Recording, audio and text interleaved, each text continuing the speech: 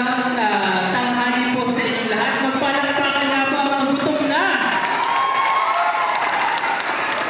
Pero bago po dyan, malakpakan po natin po si Ivan Rodriguez, Kagawad Elisa ng Barangay San Isidro, Ma'am Trixie at Ma'am Gemma. Palakpakan po natin.